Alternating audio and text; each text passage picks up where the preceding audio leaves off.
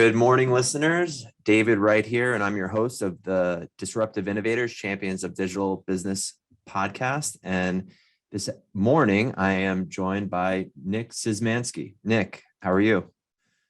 Good. Good morning. Good morning. So Nick, tell us a little bit about your current role. Where are you now? Well, thank you for the time and the opportunity, first and foremost. Right now, I'm at Signature Healthcare, which is about 30 to 40 minutes outside of Boston. So we have a hospital itself, and then we have a medical group of about 150 physicians. And in my current role, I oversee IT, telecom, and biomed. So all in, maybe 50 to 70 folks that I have the privilege of working with. Every day I feel like we're chasing something down, but that's the current landscape of where we are now. And we are a safety net hospital, so we're unaffiliated. So, being a community hospital has its challenges, but also has its advantages as well. That's the quick summary of where I am today. And I've been here for about 2.5 years. Very cool. I look forward to learning more about your vision and some of the nuances of being a community hospital. But before any of that, we like to start out. What's one piece of actionable advice you'll look to give our listeners today? I guess it would be a few. One of which would be to be comfortable being uncomfortable. That's one of the things I always share with my team. Dive into things that you normally might not have or thought that you maybe would have been a good fit for, I think that's first and foremost. I try to practice that as well, but I also try to pass that along to the team. That only better serves, the organization and ultimately our patients, which are, the number one priority, but it also keeps us engaged and challenged as individuals and continuing to learn and see a wider scope. So I would say that's probably my number one thing, and most of my team would probably agree that I say that probably too much in their opinion. No, that's a good one. I mean, I personally, I hate being uncomfortable, and but I know I have to follow the same advice myself all the time. And that could be that's where growth is. That's where Exactly. Yeah. And it's different for everyone, obviously. It could be public speaking. It could be taking on a project that, overlaps into another department. So for all of us, we have our own comfort zones, obviously. And so that's one that I definitely preach on. But that motto has fortunately served me pretty well, too. Excellent. So, Nick, tell us a little bit about where you started out and how you got to where you are today as the CIO of this healthcare system. Yeah, so I'm a New England guy, so I went to college for network engineering, and then, towards the end of my senior year, one of the professors said, I think you would be a very good fit to go work at this company that produces EMRs, or is an EMR, and I didn't know what that was at the time, and I wasn't quite sure how that would loop in the technical skill sets that I had hopefully just earned over the last 4 years. So I said, okay, sounds good. Kind of back to the being comfortable in an uncomfortable spot. I said, I don't know where my path is. I didn't really have a clear one, but I don't think that's unique either coming out of college. But so anyways, I did that for about 3 years and really grew a real deep appreciation for the service and support that IT gives, especially in healthcare, because in most cases, if not all, it directly translates to the patients, which ultimately is, again, our, I don't want to say customer, but in an IT sense, it is. So it's our clinicians and our patients. So I stayed at that company, like I said, for about 3 years. And then I decided, okay, I'm going to leave Boston and go to New York City. Don't know where I got that. Just pulled that out of the hat, but I said that's where I'm going to start my search. And then I had the privilege to work at several great institutions in the New York area, working in various roles and hopefully sharpening my skill set and widening my own view. of healthcare as a whole. And then I became a CIO of a hospital in Staten Island. I was there for about 2.5 years, 3 years in that role, and then I moved back home of sorts to here in the Boston area. So it's been a very interesting journey, and I'm so fortunate to have had those opportunities. But even more important to me, I think, is I've had some really good mentors along the way. And without that, I don't think I'm sitting here today. In fact, I know I'm not. So. Yeah, same. I have a lot of people to thank for lifting me up, and you know, part of what I try to do is lift others up, because of all the help that I got over the course of my life.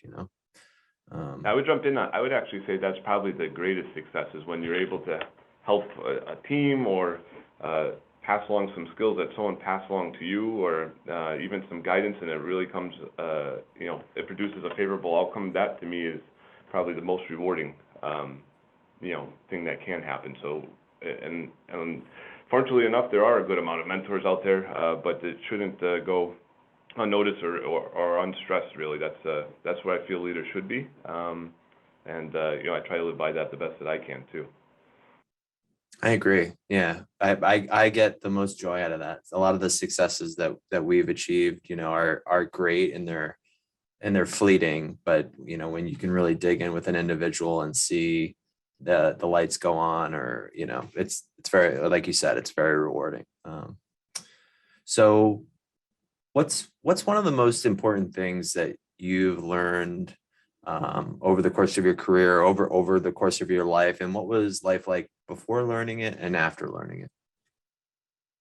Yeah, that's a loaded question. How much time do we have?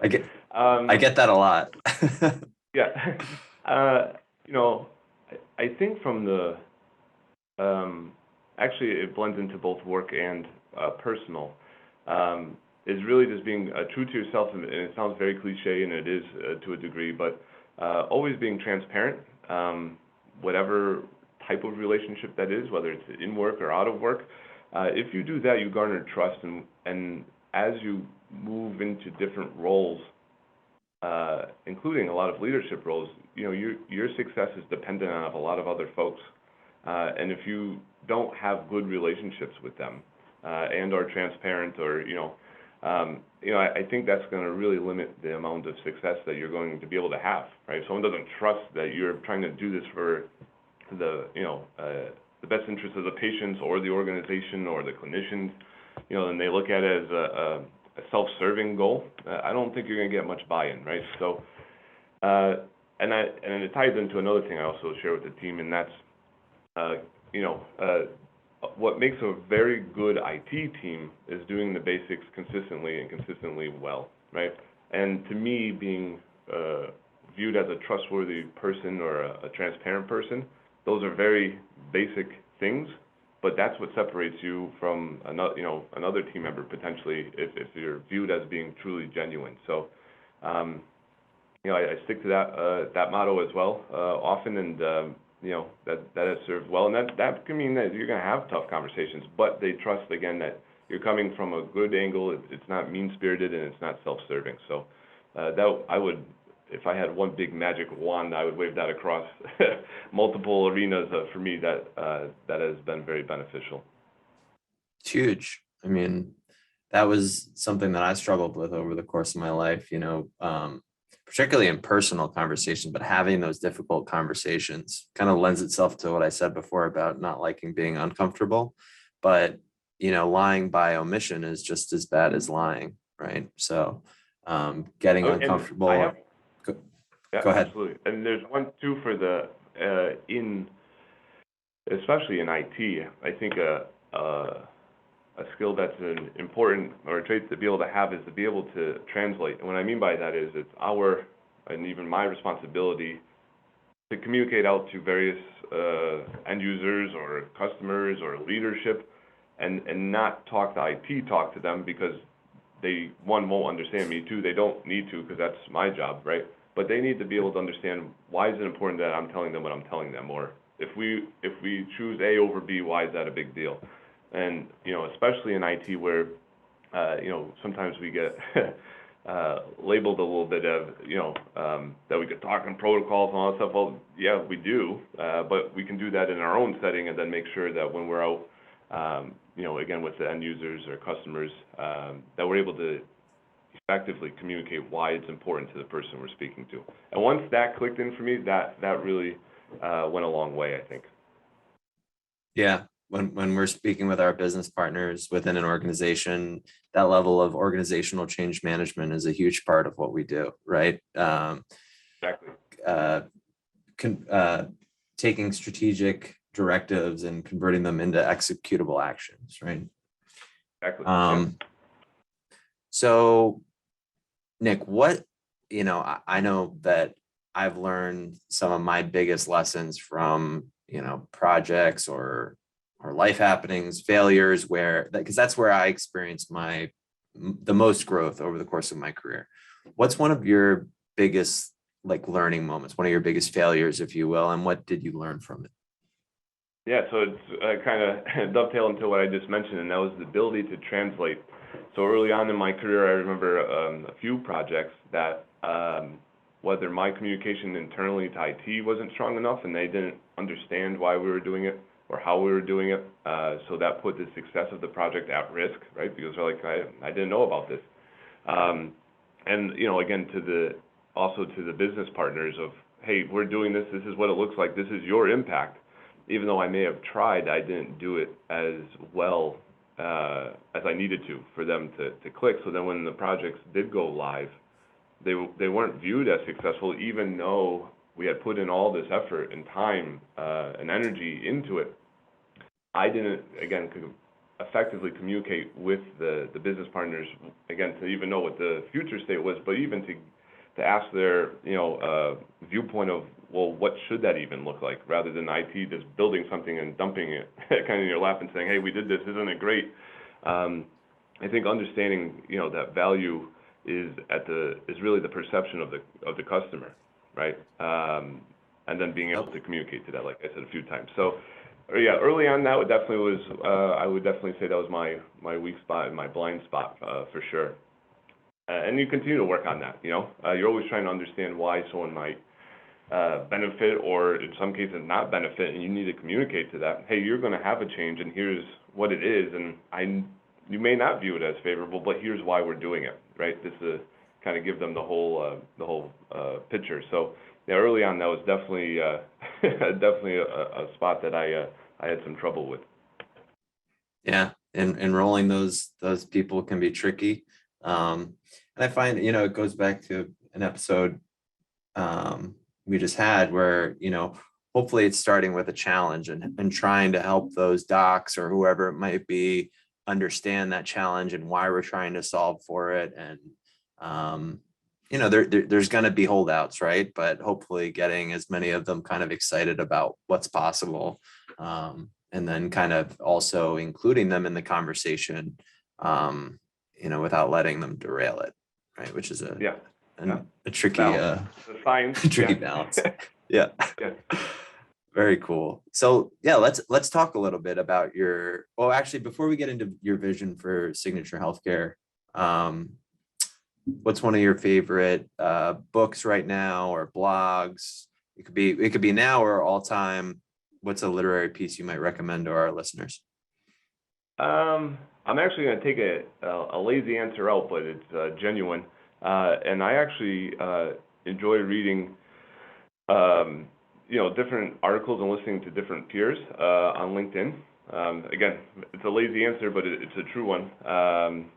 Just hearing how certain folks or organizations are addressing the issues that we're honestly all challenged with, right? So security here at Signature there are some things that are unique to us, but overall, every CIO or CISO is focusing on that. So what is your top 10 list? I think it's, I know what our top 10 list is, or I think I know what it is, right? And yeah, how much is that, the same elsewhere? So really hearing what the peers in different organizations are doing is really helpful to be a check and balance. And then also really just, speaking with them, but in a sense of media or a forum to get information. I think LinkedIn does an amazing job, and the healthcare realm is so tight.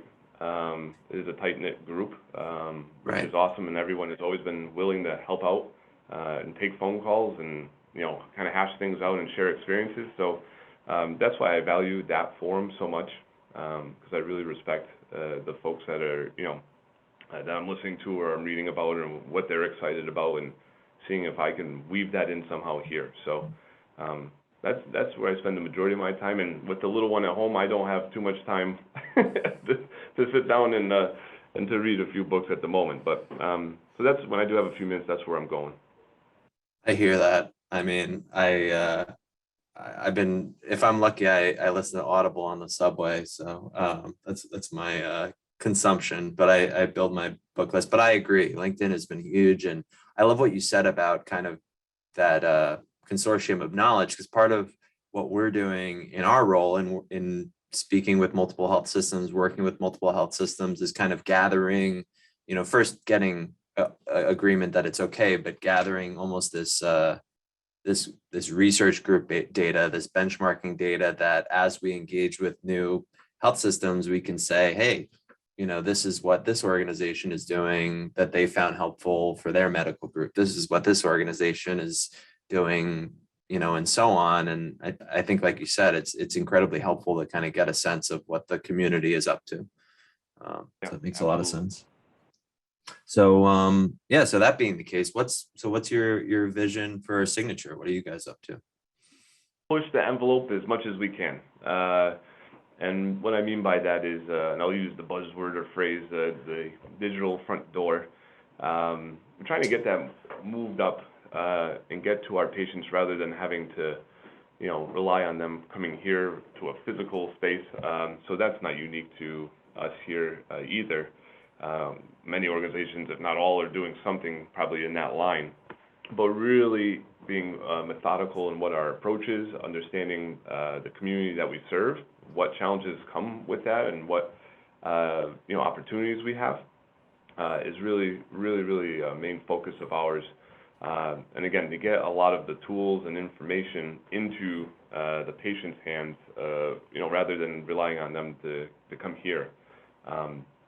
So that's by way of different things like portal and how we communicate with the patients, to remind them of their care and to make sure we're tracking their care through the whole continuum of care for that patient. So again, just looking for opportunities, and also really assessing where we need help. Right, there might be a certain pocket of diagnoses that we could be looking at a little bit differently. Well, is there a tool, some AI out there that we can weave into the EMR that might help, or where are we seeing patient, where are our patients struggling, and why are they struggling if they are to get the care that they need, right? Especially coming out of COVID, when we had such a different world that was upside down, and I'm sure a lot of people had some concerns about going into the hospital. So the folks we're now seeing are a little bit sicker than they were before. So what patients are fall into that bucket, and how do we proactively get to them? So a lot of initiatives, but pushing as much as we can to get to the patients, like I said, rather than waiting for them to come to us. Very cool. Any specific technology solutions that you're really excited about, or that you're working on right now that you want to talk about? Well, this one in nature, it's not going to be new to anyone. It's been around for quite some time, but really streamlining what functionalities are in our patient portal is big to us. So what information can we give to the patient? Again, advancing that digital front door, but then also expanding our telehealth, support, I guess, and weaving that into the portal. So we're trying to create, a centralized approach for our patients, that when they need something, they could go to one place and pretty much get it. So we're doing a lot with the portal, and like I just alluded to, we're beginning to roll out, televisits that is weaved into that portal, and that's been really interesting, because it takes a lot of different teams to operationalize that. So you have to have physician engagement in that. You have to have, the registration folks, you have to have finance folks, compliance. So, as we come out of COVID, where the rules were a little bit more relaxed around this area, we're trying to stand it up for where we think it's going, right? So that we're okay and we're not just kind of pulling something off of the shelf and saying, well, this works for now, but I don't know if it is in 6 months from now. That's what we're putting a lot of focus on, not only in IT, but, as an organization. Because as I said in response to another question, some of our challenges with our patients are travel and getting here, right? So that's actually a hurdle to some of our patients. So, well, let's eliminate that. If we could get to them, then that allows us to provide the care that they need, rather than waiting for, their illness to potentially get even worse. So that's a really big focal point for us right now. Yeah, well, and that's great that you have that forward-thinking vision for kind of what's next, because a big part of what we're doing right now with some organizations is kind of dissecting moves that were made for telehealth or collaboration tools or whatever it might be during COVID that may or may not serve the organization long term, and kind of backing into what is that ideal solution for where the organization's going from a patient experience standpoint, from a application stack standpoint, and so on. And you mentioned that travel challenge, which actually kind of weaves into one of my next questions. What are some of the biggest challenges you guys are facing as an organization right now? Yeah, it's, again, addressing the travel, understanding why that's a hurdle, but then also understanding what can we do about it. So do we provide the travel, or do we provide a method, to get to the patient's homes, whether that's digitally or home care, and then figure out what does that look like. And the other part too, I did mention this earlier, is trying to, the best we can, identify the patients that may not have come in over the last 2 years that we really should have seen, that we had a plan of care for them, and then COVID threw a curveball into everything. And, certain parts of the hospital, all parts of the hospital, had to work in a different manner, but, it provided challenges for the care that we had to give. So now that we're hopefully coming out of that, what does that look like? Who are the high risk patients, I guess, that we would, classify them as, and then try to proactively get out to them. And then the other part is just being a community hospital. There is, you have to be very financially responsible. You don't have the additional resources that a big system might have. So while we have a lot of grand ideas, and they're awesome, we realistically have to do things so methodically, to make sure that we're, addressing maybe not even one issue at a time, that we might be knocking out 3 with one project, right? Because we just don't have that type of, financial backing at a given point to go pick out 3 different solutions. So I don't want to say it's a challenge, but it's a consideration that does separate community hospitals from a larger health system. Oh, it's definitely a challenge. It's 100% a challenge. I mean, from an outsider's perspective, from what I've seen with community versus other, like you said, larger health systems. But great that you guys are, it sounds like you guys are getting it done regardless. And we're doing the best we can. That's for sure. Right. What are some of the best practices that you and your team follow in trying to do so? Yeah, well, I think the first one is understanding what is best practice, right? So from an IT standpoint, I might think it's one thing, right? And say, I would prefer we only have one platform that's used throughout the organization, but I might not understand why that couldn't effectively apply to a different area, right? So, it sounds basic in nature, but it is understanding where you can go and what resources are available to even tell you what the best practice is. So for, as I keep harping on this portal piece and the telehealth, we actually brought in folks that have stood up, multiple organizations telehealth service lines or support centers, and said, okay, here's what we were looking at.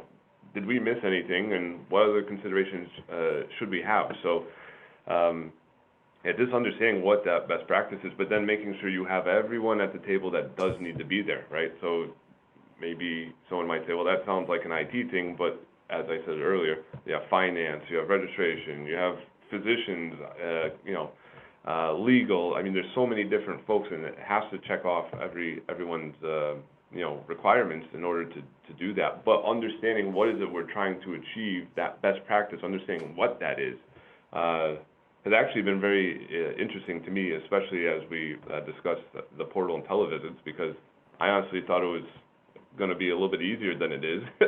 And now I'm here, well, you have to have this consideration, and what happens if it's a televisit to a patient that resides outside of Massachusetts? Well, what happens then? Right, these are all, so again, having the right folks, but also understanding what is the best practice is, it's crucial out of the gate. Because if you try to back into it, then you probably just wasted a lot of time. Yeah, 100%. I mean, healthcare is so complicated too. I mean, I've worked in pretty much every industry, from retail, financial services, healthcare. I have to say personally, for me, healthcare is probably one of the most complicated, if not the most complicated industry I've ever worked in, for some of those reasons that you mentioned, especially and that's why as we go through these projects, we've had to assemble, clinical and operational, leaders, because oftentimes it starts with that. And then the technology solution is kind of, and I talked about this with someone last week, the easy part, and not the easy part, Yeah. but sometimes it is. Yeah. Exactly. Same thing goes with the financial clearance and all of that aspect to it as well. So great point. So, healthcare is evolving. We have the consumerism of healthcare going on. We have, a lot of conversations about value-based care. Where do you see the healthcare industry going as time passes? Any thoughts on some of the biggest changes, what they might be? And I know you don't have a crystal ball, so I won't quote you. Yeah. Well, I'll do the best Well, I will, can based on the communications, that I have with the finance folks. But I think that's exactly where it's going. The payers are going to say, well, I'm not going to pay you the same thing if your care isn't as good as it is down the street somewhere, right? So I think that from a business, well, there's two things. From a business standpoint, and clearly, and more importantly, from a care perspective, that's an amazing approach, right? Now, I think the insurers are probably doing that because they're always kind of adjusting to figure out how their bottom line could also benefit. But in this case, I think that will generate and force organizations to produce very good results. Otherwise, you simply aren't going to be able to survive. And we're here because of the patients. So I think that gives such a huge incentive. There's so many different models that you could take now. You could take a little risk, you could take a lot of risk. How much are you willing to almost gamble on yourself? And I don't want to say gamble as it is, because we have so much data, but it is a calculated risk from a purely business standpoint. So I don't think that's going to change at all. Meaning it's not going backwards. It's only going to progress more. And then there'll be benchmarks for all those different types of, items, which there already are. There's, groups such as ACO initiatives. There's Disruptive initiatives that are based on just this. If you produce X care, then, you are entitled to this because ultimately you saved, X amount of dollars because your care was good, and addressed the need. So it's just going to get more aggressive, I think. Personally, I have not worked in any organization that was not in tune to that, or didn't see that writing on the wall. And I think it's just how quickly can you ramp up and really put a very good structure in place to be able to identify your strengths and your weaknesses, right? Yeah. So I think the needle's just going to go more aggressive, and ultimately for the patients, that's a very good thing. That makes sense. To me. Here's one. If you had a magic wand, unlimited budget, what are some of the most innovative technologies that you would leverage to support the business vision of the organization, or that you're excited to see kind of coming up in the healthcare industry?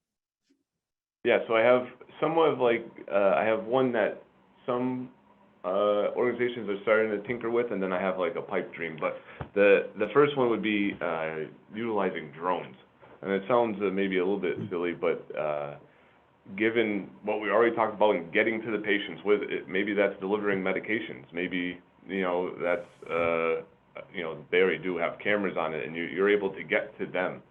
I think that could be an area that gets explored deeper. Again, some organizations are doing. I think I just read Amazon that they're back on track to have their deliveries. I think they had a whole initiative around doing just this with drones. So it'll be interesting to see how that goes. The pipe dream is, if I was able to create something, which maybe I will, I'll copyright it here on this show now. I heard it. In some way, you heard it. Yeah, some way to have the patient be the holder of their data. So like, and I don't know what that would be, a microchip or some type of device, but that they would hold on to it. And wherever they went to, that organization would be able to consume that. We talk about interoperability for 5-10 years we've been talking about it, and there's been great strides, but there's still a lot to be done. And the other piece that I think that type of model, should that ever happen, I think would also help address would be security concerns. We work so hard, all of healthcare works so hard to make that data as safe as possible, but it feels like we're always one step behind. We're always playing catch up on something. So if we were able to get that ownership into the patient's hands, that'd be very interesting to see how that plays out, because we continue to try, and every day there's something new that comes out. And for a community hospital, perhaps maybe there is a solution out there that comes out to address one of these things, and it's, that's a considerable investment that they have to make. Now, we would make it, but that means something else now doesn't happen, right? So there's a lot of ripple effects, I think, with that. It would be interesting to see if we could get to that type of model, what that would yield. Yeah. Well, and it's interesting because it kind of, you have the HIEs and things like that, but I like the concept of having the patient control the data. Yeah. Now my wheels are turning, but I won't steal your idea. It'd be pretty interesting because, in theory, in a perfect scenario, the patient would then hand over their data, right? I'm sure there'd have to be some type of security controls in place to make sure that they didn't, have inappropriate access. But this is an interesting concept that I spent some time thinking about. Yeah, and with two-factor and biometric, you could easily solve for that nowadays with everything out there. Very cool, very cool. All right, so as we come to a close here, Nick, if you could go back 5 or 10 years in time, what advice would you give your younger self? Be patient.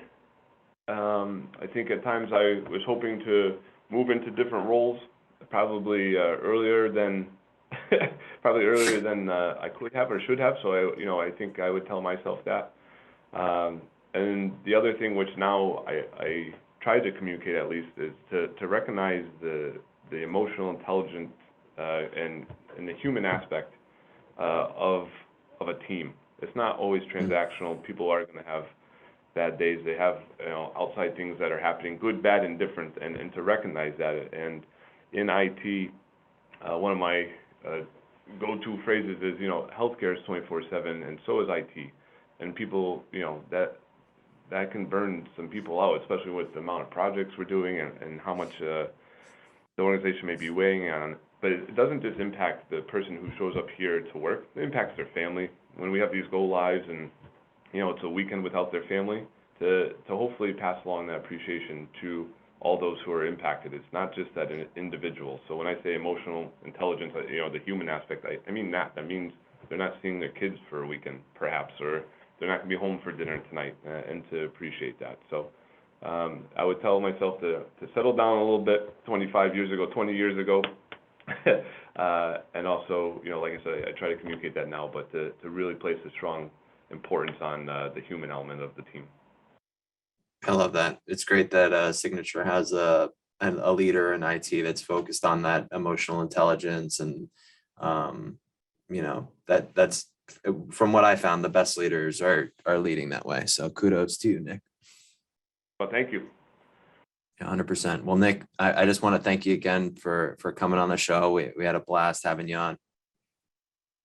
Awesome. Well, thank you for the opportunity, and maybe we'll talk down the road. That sounds great. And everyone, thanks for tuning in to Disruptive Innovators. We will see you next week. Cheers.